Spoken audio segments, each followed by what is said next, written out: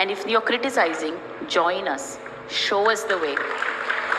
Show us the way. No excuses. No, oh, I missed your call. No, I missed your text. Oh, I was hurt by your whatever. Come, join us, show us the way. We are also doing it for the first time. That's all. Okay. Thanks, Anjali. നമസ്കാരം. മലയാള cinema മേഖലയിലെ സ്ത്രീകളുടെ വ്യക്തി സ്വാതന്ത്ര്യത്തിനും സ്ത്രീകളുടെ സ്വാതന്ത്ര്യത്തിനുമേലുള്ള കടന്നുകയറ്റത്തിനും വേണ്ടി തോരാതെ സംസാരിച്ച രണ്ട് വ്യക്തിത്വങ്ങളാണ് ശ്രീമതി ഭാഗ്യലക്ഷ്മിയും അതുപോലെ തന്നെ പാർവതി തിരുവോത്തും. KLFന്റെ ഒരു ചർച്ചയ്ക്കിടെ, സ്ത്രീകൾ അനുഭവിക്കുന്ന പ്രശ്നങ്ങളെക്കുറിച്ചുള്ള ചർച്ചയ്ക്കിടെ നിങ്ങൾക്ക് എന്ത് ക്രിട്ടിസൈസും എന്നോടാകാം എന്ന് പാർവതി നടത്തുന്ന പ്രസ്താവന. തുടർന്ന് കാണികളിൽ നിന്നും എണീറ്റ് നിന്ന ഭാഗ്യലക്ഷ്മിയുടെ ചില സംശയങ്ങളും അതുപോലെ തന്നെ ചില റിക്വസ്റ്റുകളുമാണ് മുന്നോട്ട് വരുന്നത്. നമുക്ക് ഏതായാലും അതൊന്ന് കണ്ടു നോക്കാം.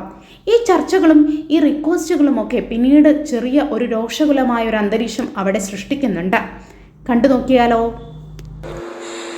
പാർവതി, എനിക്ക് ഒരു സജഷനായിട്ട്, എനിക്ക് ക്വസ്റ്റ്യൻ അല്ല ആക്ച്വലി പാർവതിയോട് പറയാനുള്ളത്, നമ്മളെപ്പോഴും നമ്മുടെ ക്രിറ്റിസിസം തന്നെയാണ് നമ്മളെ വളർത്തുന്നത് എന്ന് വിശ്വസിക്കുന്ന ഒരാളാണ് ഞാൻ. എപ്പോഴും WCC ക്രിട്ടിസൈസ് ചെയ്തുകൊണ്ടിരിക്കുന്ന ഒരു വ്യക്തി തന്നെയാണ്, അതെല്ലാവർക്കും അറിയാവുന്നത്. പക്ഷേ എനിക്ക് ഈ കോൺവെർസേഷൻ ശ്രദ്ധിക്കുമ്പോൾ എനിക്ക് മനസ്സിലാവുന്ന, എനിക്കൊരു സജഷനായിട്ട് പറയാനുള്ളത്, ഇപ്പം നേരത്തെ പാർവതി സംസാരിക്കുമ്പോൾ പറഞ്ഞിരുന്നു, നമ്മളിങ്ങനെ സ്ത്രീകൾ എന്തുകൊണ്ട് ഇങ്ങനെ പറയുന്നു നമ്മളെപ്പോഴും എന്ന് 24 ആയിട്ടും നമ്മളിത് പറഞ്ഞുകൊണ്ടിരിക്കുക. ഇപ്പോൾ ഈ നിമിഷം ഇങ്ങോട്ട് കാറിൽ വരുന്ന നിമിഷത്തിൽ പോലും ഇപ്പോഴും അത്തരത്തിലുള്ള ആക്രമണം നേരിട്ട സ്ത്രീയുമായിട്ട് സംസാരിച്ചു കൊണ്ടാണ് ഈ വരുന്നത്. അപ്പോൾ ഈ വിഷയം കഴിഞ്ഞ കുറേ കാലങ്ങളായിട്ട് നമ്മുടെ ഇൻഡസ്ട്രിയിൽ നടന്നു വരുന്നൊരു വിഷയം തന്നെയാണ്. അത് ഞാൻ തീർച്ചയായിട്ടും സമ്മതിക്കുന്നു.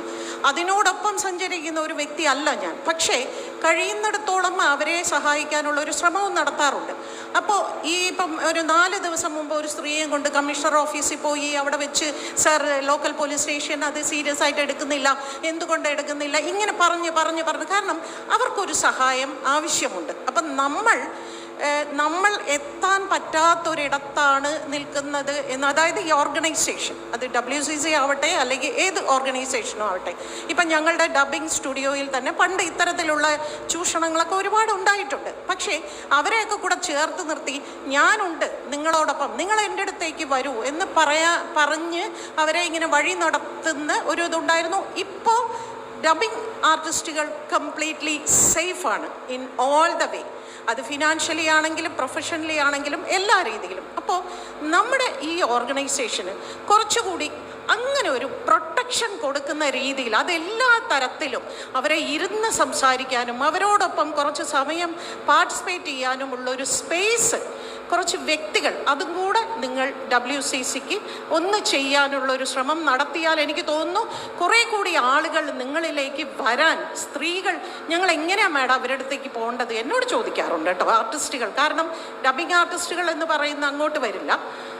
ഡബിങ് ആർട്ടിസ്റ്റുകൾക്ക് ഇപ്പോൾ പരാതിയും ഇല്ല എന്ന് വെച്ചോളൂ. പക്ഷേ ഒരുപാട് ആർട്ടിസ്റ്റുകൾ എൻ്റെ അടുത്ത്, ടെക്നീഷ്യൻസ്, സ്ത്രീകൾ പലരും, ഞങ്ങൾ എങ്ങനെയാണ് മാഡം അങ്ങോട്ട് പോകേണ്ടത്, ഇത് ആരുടെത്തേക്കാണ് പോകേണ്ടത് എന്ന് ചോദിക്കുന്ന ഒരു ചോദ്യം ഇവിടെ നിൽക്കുന്നുണ്ട്.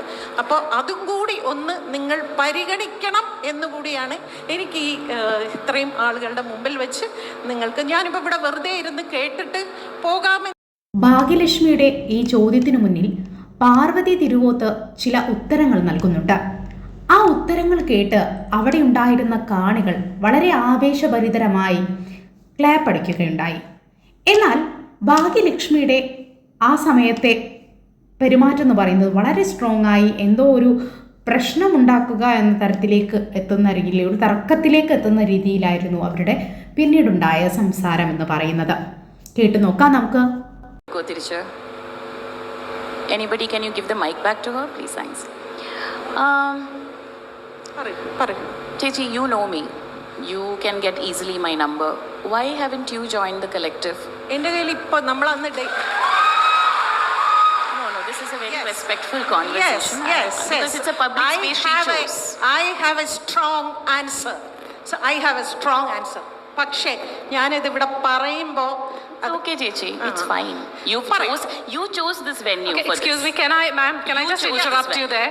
Sorry, we don't want to turn this into not turning it into an argument. Could I please ask the organizers whether we have can you allot extra I just 2 or 3 want. minutes? We have run out of I time. will wrap it up. We have I'll been wrap very it up. generous ഇതിപ്പോ with you. എന്നോട് ചോദിച്ച ചോദ്യത്തിന് എനിക്ക് ഉത്തരം പറഞ്ഞേ പറ്റൂ.